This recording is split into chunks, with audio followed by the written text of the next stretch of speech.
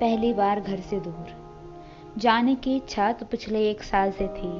नया शहर देखने की इच्छा पिछले 1 साल से थी। जब पता चला जाना है तो खुशी से पाँव आसमान में थे। कभी बाहर नहीं गई, कभी दूसरा शहर नहीं देखा तो मैं उड़ रही थी।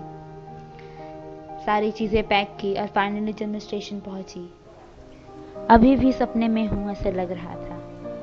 ये मेरा पहला सफर था जिसे अकेले पूरा करना मेरा निश्चय था।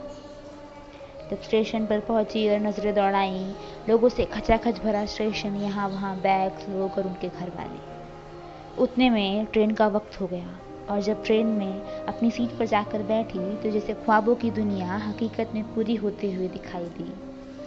पर अभी भी सपने में होने का आभास तो जरूर था। धीरे धीरे जब ट्रेन पटरी से सरकने लगी, फिर उसकी रफ्तार में तेजी आने लगी, दिल और दिमाग उसी तेजी से बढ़ने लगा। तब सपने से हकीकती दुनिया में आने का जरा सा एहसास हुआ, अपने इस शहर से अलविदा लेने का जरा सा एहसास हुआ। पर जैसे आधी नींद का ख्वाब हो कोई, अभी आँख खुलेगी और फिर उसी बिस्तर पर नजर आऊंगी। ऐसा सोचते सोचते ट्रेन के डब्बे में भीड़ बढ़ने लगी।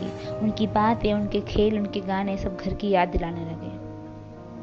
पर मेरी प्रेरणा मेरे साथ थी। वो बुक थी जो मुझे हर नए रास्ते पर चलने के लिए प्रेरित करती थी। शाम तक सब ठीक रहा। एक शहर से दूसरे शहर बस सिलसिला यूं ही चले जा रहा था। पर रात को वो ठंड काफी थी, पर मैं सो गई थी कुछ घंटों के लिए ही, पर मेरी आंख लग गई थी। कई रातें इस सफर की सोच से नींद नहीं आई थी। फिर जब सुबह आंख खुली तो सब सोए थे, पर चाय वाला उस डब्बे के चक्कर लगा रहा था। मैंने उसे एक चाय ली और खिड़की के बाहर ताकने लगी, मानो कई रातों और सुबहों का सपना आज पूरा होने को है। कुछ 8 बज रहे थे। मंजिल वाला शहर बस कुछ मिनटों की दूरी पर था। और जब वो ट्रेन आखिरी मिनट स्टेशन पर रुका, काफी लोग उतरते ही अपने रास्ते की तरफ चल पड़े। मैं भी उतरी, सामान उतारा, 2 मिनट वहीं खड़ी रही। उस नए शहर की ठंडी हवा को अपने अंदर महसूस किया।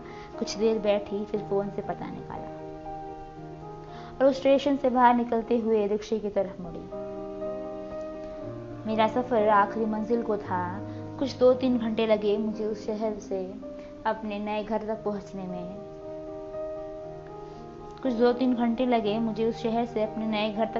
में। क्योंकि वो शहर भी ट्रैफिक के लिए काफी पॉपुलर था। और ऐसे मेरा पहला सफर अपनी मंजिल को पहुंच गया।